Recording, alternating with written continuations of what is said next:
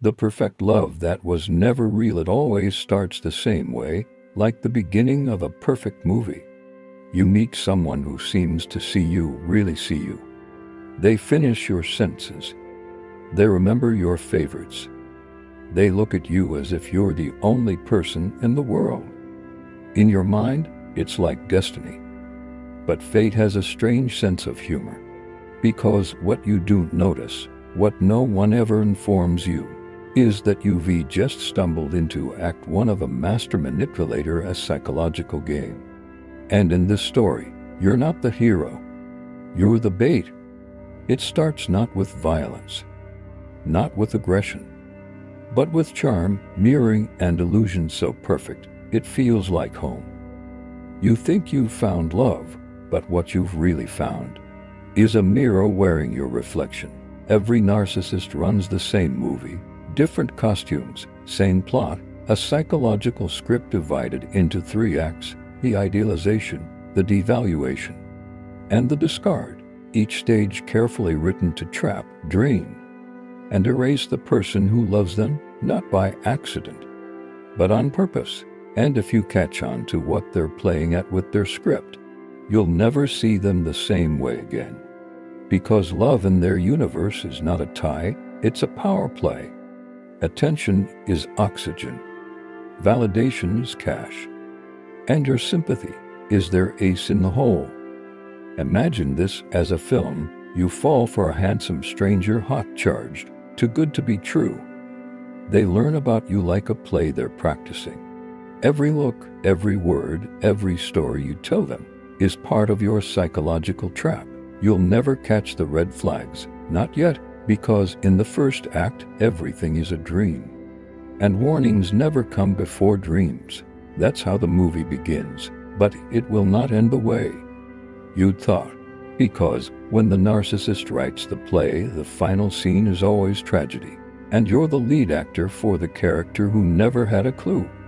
Act 1, the idealization phase. The beginning act of this story is intoxicating. It is the magic component, the component that blinds you with light. The narcissist arrives like a hero in your own film. They're charismatic, confident, good-looking. Every word that comes out of their mouth is neatly practiced to lure you in, to get you to feel special, heard, and understood. You begin noticing the little things. How they remember your favorite coffee, your childhood story, the exact way you like your music. They laugh at your jokes, nod to your suggestions, mirror your moods, like they live inside your head. And you catch yourself thinking, this person really gets me. But here is the catch. They are not trying to get to know you. They are trying to observe you. Everything you say, every fear you reveal, every enthusiasm you have, it is being recorded in their mind, not for connection, but for leverage. In the manipulation cinematography, they call this love bombing. It's suffocating adoration, attention, and affection, so overwhelming that your head starts releasing attachment chemicals and trust chemicals, as if your very soul has found its twin soul. You can't recognize the trap. You can only witness perfection. They promise but never pledge. They hint at a future together, a home, an adventure, even some quiet whispers of forever.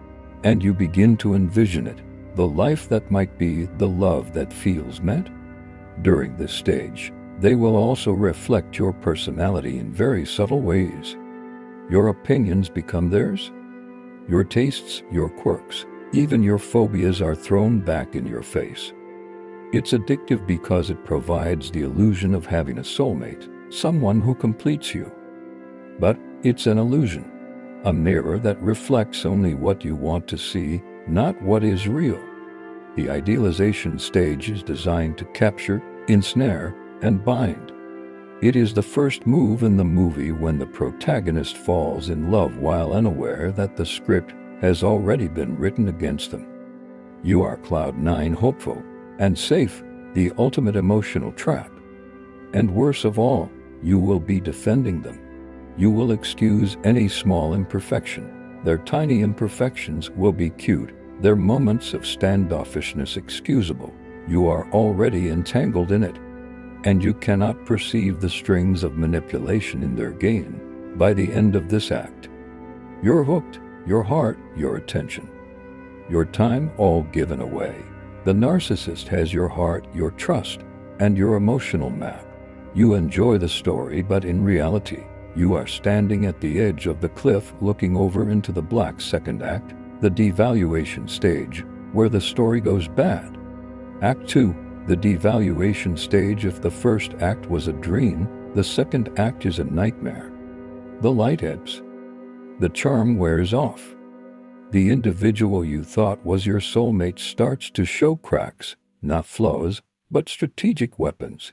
The devaluation stage is where things go black, where the master manipulators who wrote the script for manipulation allow the tension to build, drawing you in and out of a psychological maze from which it seems impossible to find a way out.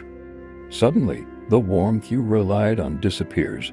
The praise you bask in becomes subtle criticism, small insults, and remote disapproval. Innocent-sounding remarks initially, "Are you certain that's a good idea?" or "I thought you said you enjoyed that," begin to chip away at your self-assurance. It creeps up on you slowly. So you never realize. There is a day you wake up, and a voice in your head says, "I don't know what I did wrong." The next, and a voice mutters, "I feel so guilty." And before long, your mind begins to spin around them, not you. You catch yourself constantly interpreting their mood, their tone, their response. You walk on eggshells, getting anxious, yearning for approval that was once automatic. This phase is all about control. The narcissist begins to rewrite the script, using your strengths against you as weaknesses, your virtues as vulnerabilities. Your love, loyalty, and compassion, the very things that drew them in Act 1, are now used against you. They belittle, disparage, and emotionally detach, creating a vacuum of validation. And like a moth to a flame, you chase it. It is a slow psychological erosion. Your own identity starts to come apart. You question your intuition, your memory, even your experience of reality. It's been called gaslighting, a darkening turn of events that makes the victim question everything so that the narcissist can hold all the power. The parallel in the films is clear. The hero, hopeful and confident, now falters through a black forest. Shadows loom. Every step is suspect. The villain is close and distant, dominating his emotions without ever coming in real danger. And still, even in the shadows, there are glimmers of light. A kind word, a remembered detail, a burst of apparent sincerity. These fragments of the idealization phase keep you anchored, recalling the love you experienced as the trap closes in. At this stage, the narcissist has done what they intended to do. They have bred dependency, mollified resistance, and established yourself at the center of their emotional universe. The second act is exhausting from a psychological perspective. It makes you ask yourself, am I too sensitive? Am I overreacting? Is it me or is it them? The stage for the final act, the discard. The role of the story no one anticipates while falling in love, but the climax which inflicts the deepest wounds. For the story is not one of reconciliation or mutual growth. It is one of power, control, and leaving the victim to reconcile with the devastation left behind. The trap has sprung to its full extent. The hero is caught up in a maze of self-doubt, shame, and emotional dependency. And the villain, master as ever, sits calmly aside, watching as the story unwinds exactly as desired. Act 3, the discard stage. All stories have an end, and in the narrative of the narcissist, the third act is always the saddest. The discard stage. This is the height of the psychological trap. This is where the manipulator reveals their strongest strength, the ability to remove you entirely from the illusion you once held on to. The warmth, the attention, the validation, all taken away. Suddenly, the person who once left you walking on air now treats you as if you never existed. The discard can come in many forms. Sometimes it's abrupt, a chilling silence that leaves you in a daze. Sometimes it's slow, a relaxed falling away of interest, a gentle removal of affection, until you're wondering if your own reality is an illusion. Whatever the method, the result is the same: disorientation, heartbreak, and confusion. And here's the vicious ingenuity of it. Even here, narcissists cling to residues of the idealization phase. A casual compliment, a momentary generosity, a spontaneous message after days of no contact. These small things keep the leash tight. You hang on the branch of hope and desperation, desperately grasping for deciphering their meaning, attempting to regain what you've lost. The discard isn't merely a breakup, but a psychic implosion designed with calculated stealth. Your emotions are a battlefield. Anxiety runs amok. Self-esteem plummets. You replay incidents repetitively, analyzing every word, every movement, every suggestion of adultery. The narcissist watches from the sidelines, all too aware of the damage they've wrought. Some are unceremoniously dumped, taken by surprise at the sudden withdrawal of interest. Some experience a brutal cycle of intermittent reinforcement, one short-lived flare of love followed by rejection, a pattern that makes you helpless to obsession and longing. Either way, however, is the same. Your emotional world is disturbed, and the narcissist has reached absolute control. In cinematic terms, however, this is also the point of realization. Once the storm is gone, clarity begins to seep through the fog. Reality dawns. The one you loved was never capable of loving you in the way you dreamed. The relationship was a play, and you were acting out a role written by someone else from beginning to end. The discard phase wounds indeed, but it also educates. It teaches you how narcissists manipulate, use, and control. It shows the machine of charm, devaluation, and abandonment. And most of all, it makes the hero, you, realize the truth. You were never in the wrong. By the time the credits roll, the story is still stuck in your head. The emotional aftershock remains with you. The lessons echo, but the hero survives, better and smarter. The narcissist continues, ever in pursuit of the next show, the next audience for their drama. And here is the horrifying clarity. As the narcissist speaks from their script day after day, you are now in on the story. You can recognize the steps, anticipate the tactics, and reclaim ownership of your own narrative. Because in their movie, you are contracted to survive. You are the director of the next chapter in your life. The trap is set, but consciousness is the great escape. By now, the story's been told. You've seen the perfect love that never happened, the progressive loss of your confidence, and the final, agonizing discard. You viewed the narcissist's three-step trap: idealize, devalue, discard, laid bare like the plot to a black psychological thriller. But this is not just a story of manipulation or heartbreak. It is one of awareness, survival, and reclaiming your power. Act 1 bewitched you. Act 2 took away your confidence and autonomy.